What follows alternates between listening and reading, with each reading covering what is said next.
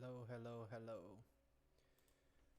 I thought, man, I've been hearing a lot about this war thing going on, and I thought I would do a show about it or a podcast about my thoughts on this.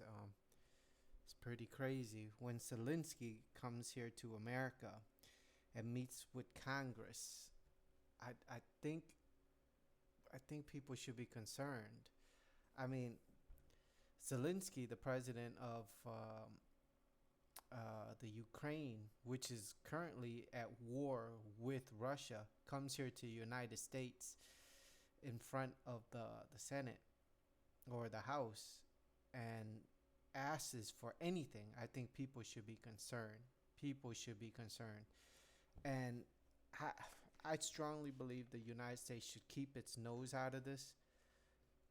But Ukraine is so fucking corrupt, and I'd say Ukraine is corrupt because of what I seen when um when Trump was president and made the issue of Hunter Biden and Biden available for all of us to know, which was how Hunter Biden basically bribed the country to get funding or to bribe the country. Man, this is gonna go deep into something else, but just for now, Hunter Biden was put into a company in the Ukraine, this company called Brisma, and he was paid all this money basically to do nothing. But really, it wasn't nothing. He was paid all this money because his father was the president of the vice president at the time of the United States. And every time that company had an issue, that corporation had an issue with like their fraud or anything that the country wanted to overlook, the company would say, "Hey, Hunter, can you get your dad to to to get these regulators off our back?" And that's basically what they did. But anyway, to me, the issue of the Ukraine is extremely suspicious. Extremely suspicious. Zelensky was an actor, a comedian. Now he's the president of the country. Within like months, he was on a TV show talking about how great of a president he would be. A TV show about how great of a president he would be. And then when the TV show ended, he ran for president, and now he's the president over there. I don't know. It was talk about sheeple. I mean, come on. It just seems like a front to me. But anyways, we're gonna watch this thing about with from Infowars about their opinions about what's going on. So let's check it out.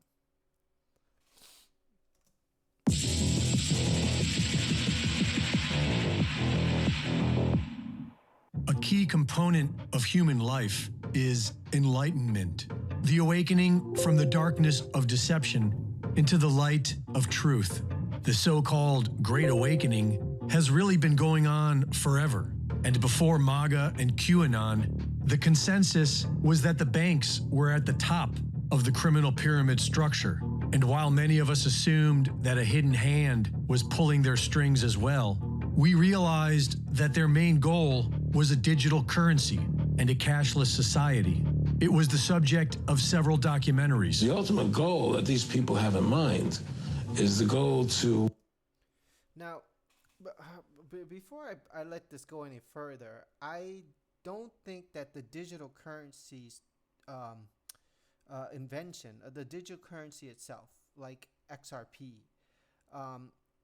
is a bad thing. I think the invention itself is an incredible invention and well needed for our digital times right now.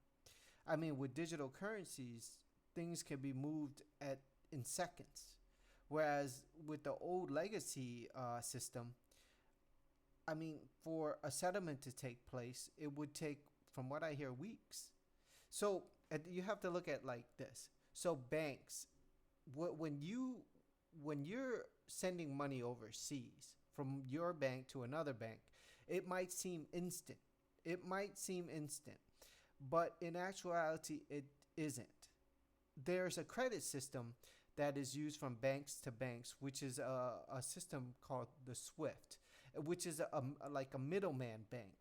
They said so your bank would tell SWIFT, hey, can you tell this other bank that we're gonna send them, I don't know, like $1,000. SWIFT says, okay, we'll call up the other bank and we'll say, yeah, we're going to give you $1,000. So can you approve this $1,000 for this person? And that's what that bank does. But the bank that you originally had still needs to send physical money to that bank. So the process of that bank that you use to send money to another bank would take, like from what I hear, it could take weeks to get there, because the physical money still has to move. Whereas in the digital age we have right now through digital currencies, once this gets implemented, I don't even think it's a question. I know for a fact it's going to get implemented. And I strongly believe XRP will be the currency, will be the bridge currency where all the money is going to be moved through from one bank to another. So basically, XRP will be replacing SWIFT. That's how I feel. If SWIFT does not implement XRP, then it will be replaced. There's no way. There's no way. So using XRP which would be from the bank that you have, sending money to another bank would be instant. So that bank would just send a whole bunch of XRP, $1,000 worth of XRP from your bank to the other bank directly. But in all actuality, this is how it really could be. We won't even need the banks. If we're using digital currencies, why do we even need a bank? We could send the digital currency directly from our wallet, our digital wallet, to whoever we want. That's it. But the thing is here, governments are scared of this technology because it takes the money out of some hands, it takes money out of the hands of some very rich people right now. When you have that much money, you also become powerful. So these rich and powerful people, they're not going to just surrender that easily. So they're going to do things right now that are, I don't know, that will try to limit as much as possible the innovations of this new currency platform, invention that we have now. It's very weird times. But the digital currency itself is not bad. Now, I know that what is sketchy or suspect right now are these things called the CBDCs, the central bank digital currencies. They don't want you, or I don't know if I should say they, I can say they here. They don't want a lot of people, these people that are currently running the money scam or the money system, they don't want an individual to send money directly from their wallet to another person's wallet or another company's wallet without having to go through their banking system. They want that banking system in place, because without it, then they won't get the money. They won't make money. But it's going to happen whether they want it or not, because the people want this type of system where we send money from our wallet to whoever we want. We don't need the bank in place to charge us a fee every time we send this money. And it makes so much sense. It just makes so much sense. So it's not the cryptocurrency itself. It's the banks, the CBDC that wants to control the digital currency. That's the problem. Let's keep going with this. Create a one world government run by the banking industry, run by the bankers, right? There'll be no more cash. And this is getting me straight from Rockefeller himself. This is what they want to accomplish. And all money will be in your chips. And if you're like me or you, and you're protesting what they're doing, they can just turn off your chip. And you have nothing. You can't buy food. You can't do anything. It's total control of the people. And that chip's connected to a database that has your purchasing records, what you do, what everything, you sell. Everything is in there. And it was also commonly discussed that they'll likely use Big Pharma to get us there. Yes, there have been corrupt empires. Yes, they manipulate. Yes, there are secret societies. Yes, there have been oligarchies throughout history. And yes, today in 2002, there is a tyrannical organization calling itself the New World Order, pushing for worldwide government, a cashless society, open borders. It's incredible. Just look at this year right here. This year. This was predicted by Alex Jones in 2002. A cashless society. He said cashless society in 2002. People didn't even know about Bitcoins yet at the time. Isn't that freaking crazy? Nobody actually knew about, well, was Bitcoins even invented? I don't think Bitcoins was even invented yet in 2002. But he also said New World Order. He said that a New World Order is coming. He said this in 2002. It's not coming anymore. We're 2020. The New World Order is here. Basically, the New World Order is a system where the whole planet is under one rule. And if you don't think that the planet is under one rule right now, think of what just happened with the coronavirus, with all the countries doing these mandates where everyone had to be either locked in their house or having to wear a mask wherever they go. There were some countries where you had to wear a mask outside. But here in America, the majority of the country forced you to wear a mask going into businesses. But I'll tell you, around the world, like in Australia, I would have never thought Australia would have done this. But they forced people to wear a mask outside their house. I mean, just walking in the park. I think here in the United States, there were areas where parks wasn't even allowed for people to go to. And there were people getting arrested just for bringing their children to playgrounds, just to have their children play outside, and they were getting arrested. This was throughout the whole planet, by the way, the whole world. Every country was experiencing these mandates and these lockdowns. That should just show you proof. That should just show you proof that we are under one world rule now, which is basically the New World Order. Go Alex Jones. Total and complete tyranny.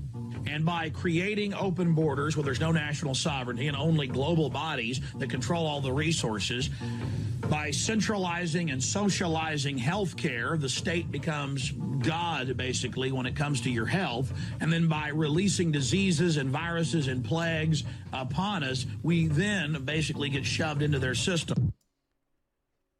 That is incredible. That is incredible. By releasing plagues and diseases and virus on the people.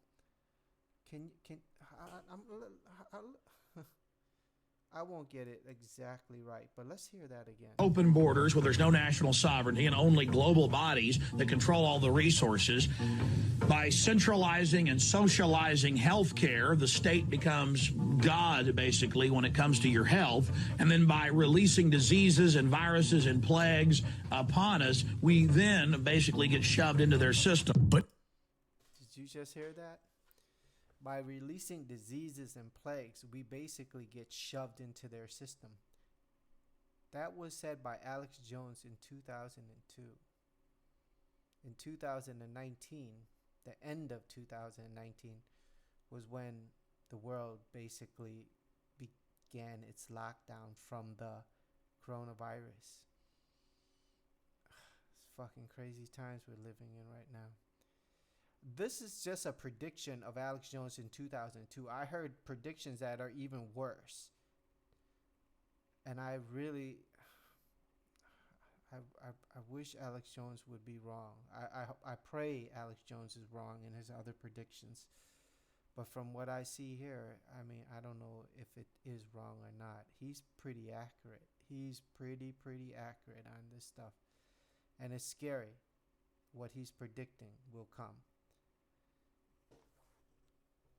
But now it's as if everyone has just accepted it and found something else to fight about, because the cashless society is being rolled out right now, and very few people seem bothered by it. In November of 2019, right before COVID, the Institute of Politics at Harvard Kennedy School had a live tabletop exercise called Digital Currency Wars, which looked at how the United States can continue to leverage economic power in a world of national digital currencies, such as the Chinese digital yuan, which is already heavily competing in trade against the US dollar and seems to be at the forefront of centralized digital currencies. And it has an expiry date. If you don't spend it by then, it becomes worthless, so people can no longer save money. The Bank of International Settlements has announced that the central bank will have absolute control on. What the fuck? A currency with an expiration date? Holy shit. That is remarkable. If a currency, you're issued a currency and it has an expiration date on it. If you don't spend it by a certain time, it's gone. You can't save it. That is ridiculous. That is ridiculous. But by the way, I'm going to say it again. Digital currency is not a bad thing. It's the bank that controls the digital currencies. They can manipulate the digital currency into things that they would want it to do. It's a digital currency is, I don't know how to say this, would be like a software. Now, if the software is under control by the bank, the bank can manipulate the software to make the software do certain things that they would want that software to do. That is ridiculous. But here's the thing. The majority of cryptos that are out right now are decentralized, which means they have all the coding has been done already. You cannot change it anymore. Any of the cryptocurrencies that are decentralized right now, take for instance XRP and Bitcoins. They're decentralized. You cannot do any more to the code. You could do what's called a hard fork, which means you create a new version of it, like what they did with Bitcoins. They turned it into Bitcoin Cash, which is like Bitcoin 2.0. Not a lot of people know about that, but that's what happened. And they do it all the time to this other one called Ethereum. Ethereum is a piece of shit coin. They're constantly manipulating that. If anything, if there's the CBDC does control, if there's a cryptocurrency where the CBDC can manipulate, like to whatever they want, it would be Ethereum. They would use Ethereum to manipulate it and then give it to us. And then that would be the manipulating cryptocurrency. But hopefully, I strongly believe the people will be smart enough to know that that's not the currency that they want. They will want a cryptocurrency that's in their control, where the banks cannot manipulate it, adjust the code, and put things in there like this expiration date. And the people will be able to send it back and forth from their wallet, not through this central bank digital currency.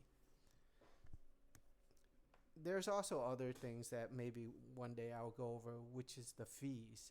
XRP, to send XRP from one wallet to another, it's basically less than a penny. It's super cheap, and it's within 3 seconds. Like, I would say within a minute for sure. But normally it's between 3 to 10 seconds, somewhere around there. But it won't be over 1 minute, that's for sure. With a cryptocurrency like Ethereum, you're going to be paying major fees. Actually, I don't think Ethereum can be used that way, from which I don't think Ethereum will be used that way, to be used as a currency to send from one person to another. Ethereum is more of a cryptocurrency used when you are traveling through the Ethereum network. Look at an Ethereum network like a website. When you go onto that website, the Ethereum website, you would use Ethereum to travel around on there. Ethereum is not a currency. It's a little bit more intricate than that, but it's a good breakdown, I think. All right, let's continue with this. On the rules and regulations, and we'll have technologies to. BIS stands for Bank of International Settlements. That's the scenario I was talking about earlier, where it's one bank that, like, let's say you have money in one bank and you want to send it to another bank. You would use the Bank of International Settlements to send your money from your bank to another. They're the middleman in between, the SWIFT. All right. To enforce it. The Central Bank of Brazil is planning to launch their centralized digital currency in 2024. Israel is about to launch theirs, and the Bank of England is now preparing a UK digital currency.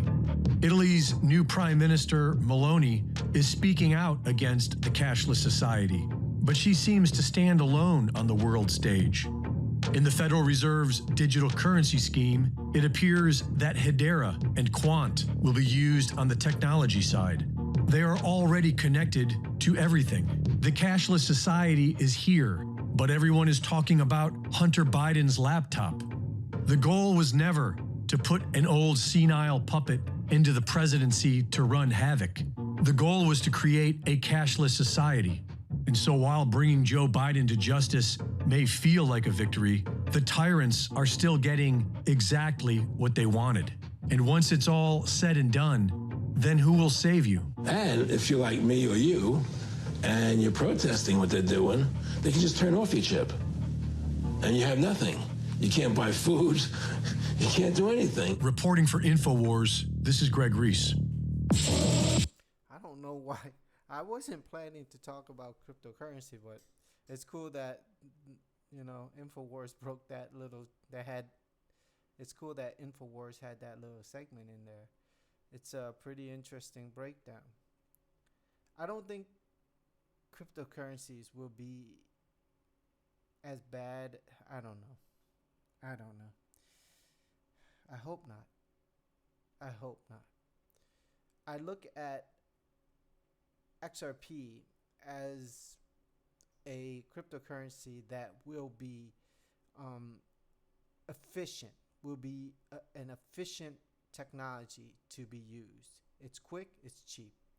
And the way it's set up right now, I mean, you could just send it from your digital wallet to another person's wallet. It's that simple. Whereas the well-known cryptocurrency, Bitcoins, it could take.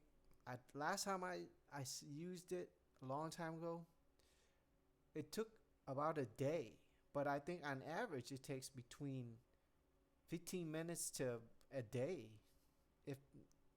And it's getting slower the more people use it. It's just a weird technology, and it's expensive. I think it's $50 to send, no matter what amount of Bitcoins you send. I think it's $50. So you were to send $1, it's $50. $50 to send $1. I think it's the fees of it are increasing though. So don't forget, it's just a terrible technology. It's slow, it's expensive. It's not. The same with Ethereum. XRP would be the consumer choice. And I think it would be the choice of anybody. It's cheap and it's fast. It just makes sense to use it. But anyway, I wasn't planning to talk about this. I was planning to talk about let's see if it goes into this whole Zelenskyy World War III thing.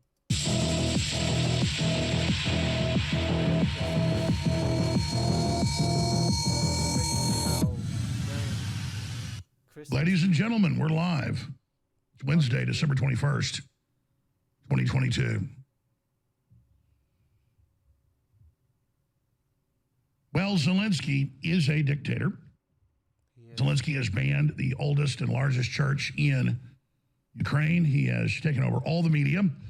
He has tortured to death tens of thousands of innocent people on record. And it's good, you know, when this whole Ukraine-Russia thing happened, I did my personal research into it, and I discovered that the Ukraine is a corrupt country. I always had my suspicions about it, but I learned a little bit more about it through all my research. And I found out that, of course, Ukraine was part of Russia, and the real war here was between NATO and Russia. NATO was formed basically to keep Russia in check, and they basically broke Russia up, and Ukraine was a piece of Russia that they kind of helped help the Ukraine separate itself from Russia. And ever since then, they've been supplying Ukraine with military weapons and power to make sure that Russia doesn't get the Ukraine back. They're basically breaking Russia apart slowly. You can look at it like this. What if California was manipulated by China to separate from the United States? And which is very possible, by the way, with the government system over there in California and even in New York. Both of those two states are so fucking corrupt that I could see something like that happening. But let's continue with this. So China convinces California to separate from the Union. And so California becomes a separate country. And the United States is like, okay, so whatever you want, go ahead, do it. And so California becomes this independent country. Instead of a state, it becomes a country now, the country of California. And then China then sends military weapons to California, pointed at the United States. What do you think the United States is going to think of? But what the hell is going on here? You separated from us. You became your independent country, and now you have weapons here supplied by China? And the United States and China are really not on good terms. So what the hell is going on here? Why is this happening? So eventually, if China keeps supplying California with all these weapons, what do you think the United States is going to do eventually? Of course they're going to take action. And that's what's happening right now between the Ukraine and Russia. Russia is like, what the fuck is going on here? Why is the NATO doing this? Why are you guys keep supplying them with all these weapons pointed at us? And it's just not military weapons, it's biological weapons as well. What the fuck? So I don't support the Ukraine here. I don't support the Ukraine. I'm gonna have to say, I think Russia is in the right here for them to do something like this, to stop, for them to invade Ukraine and say, hey, we can't have this. I think they're in the right. I think they have the right here to do that. Let's continue with this. And put it on national television. The man is a complete monster. And he has an endless list of disgusting Hollywood trash and other globalists fawning after him. Now, does that mean Russia's perfect and Vladimir Putin's perfect and what they did is good? No.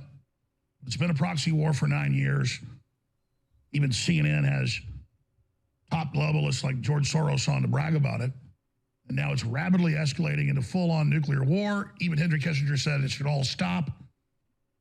But it's not stopping because the Western political kleptocratic elite is using it as a giant money laundering operation, endangering all of us. This is madness. This is insanity. This is what you see in the very final stages of a collapsing empire, where it attacks those without and its minions within. Zelensky, who was elected,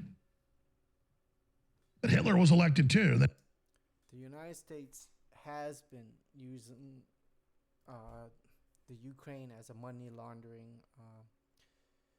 scheme. This fucking country is so damn corrupt. Then he became a dictator, the dictatorial usurpations of the people. And similar to Hitler, he even has Nazi forces that hail Hitler serving him as his main Praetorian Guard and shock troops. You can't make this up. And much of World War II was obviously fought in Ukraine. And he is now in D.C. to address Congress and to have fawning meetings with the Democratic Party. We had people like Mitch McConnell coming out with a huge lie and saying Republicans have been polled and they believe the war in Ukraine and the war against Russia is the #1 issue that Republicans support. But I've seen all those same polls. It's 80+% of Republican voters don't want the war. If you combine Democrat voters, it's almost 75% on average of Americans polled. You can look it up for yourself. So he inverted the numbers. He's saying the vast majority of Republicans want this war when it's actually the opposite and it's a bipartisan issue. No, the #1 issue is inflation and the economy and the COVID tyranny and the open borders and the fentanyl and the pedo, drag queen time and the critical race theory and the entire leftist agenda, but we can't get out from under it because of massive election fraud. That's right. Massive election fraud. But we have Mitch McConnell, nevertheless, if I can cue the clip up, This country. saying I don't know what to say anymore.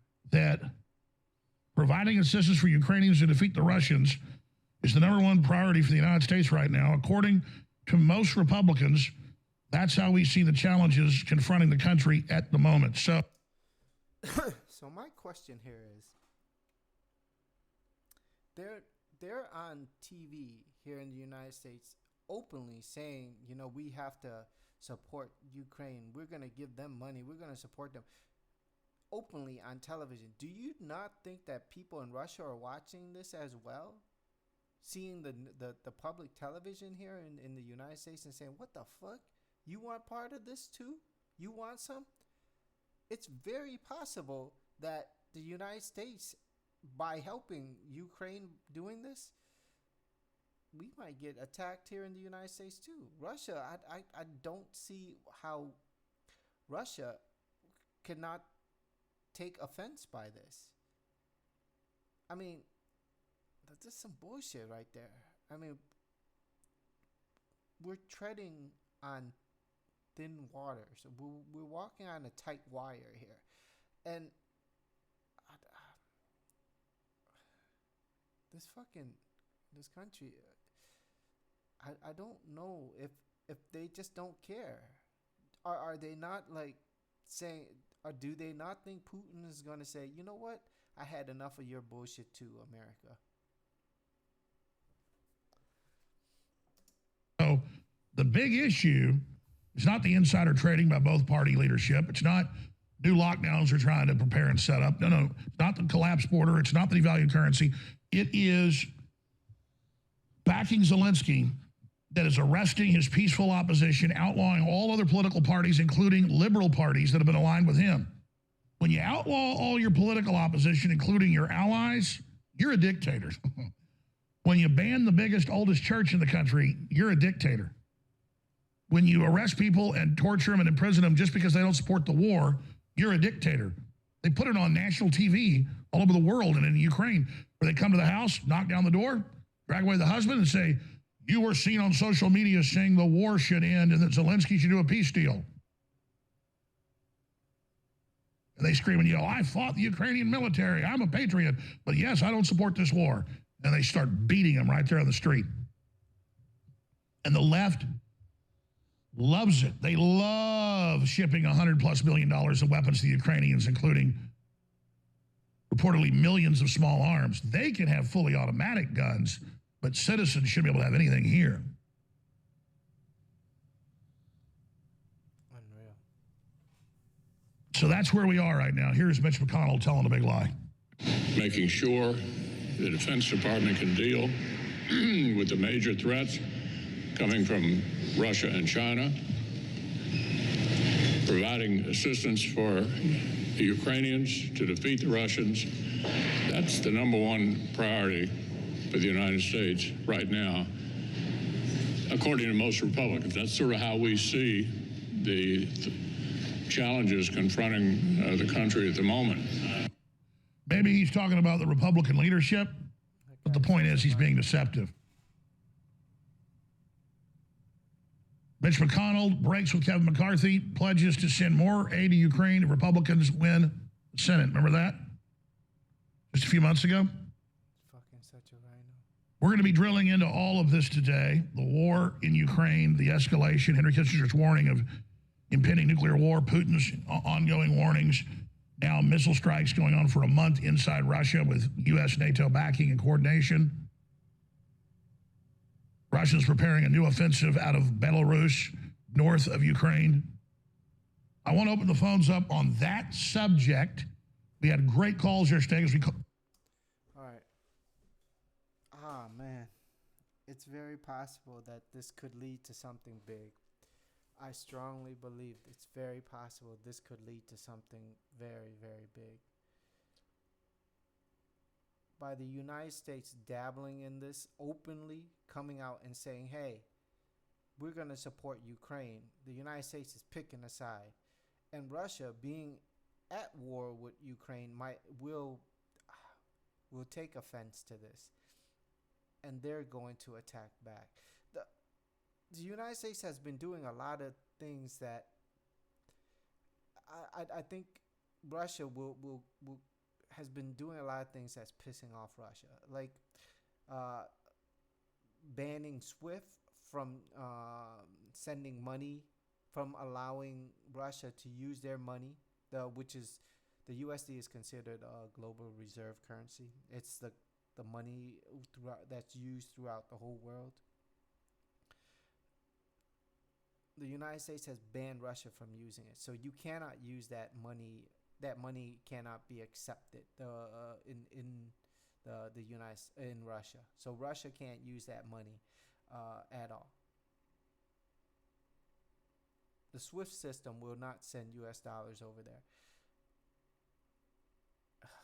It gets deeper. I don't even quite understand this bullshit, but I know that the United States has been messing around with Russia a little bit too much, and I think this right here is the final straw. I hope it's not. I hope that Russia and the United States find some peaceful way to deal with this, but I don't know. I don't know. The other day I was driving and I saw I live in an area next to naval bases, next to military bases. And I saw in the sky 10 helicopters just flying one after another. 10 helicopters. As if they were preparing for something. Maybe it was a training exercise, but I've never seen that type of stuff. Never seen a training exercise. And during the winter? Come on. During the winter? So I believe that the United States is, at least this area, is gearing for something. So get ready. Get ready, people. And that's my 2 cents on everything. Thank you.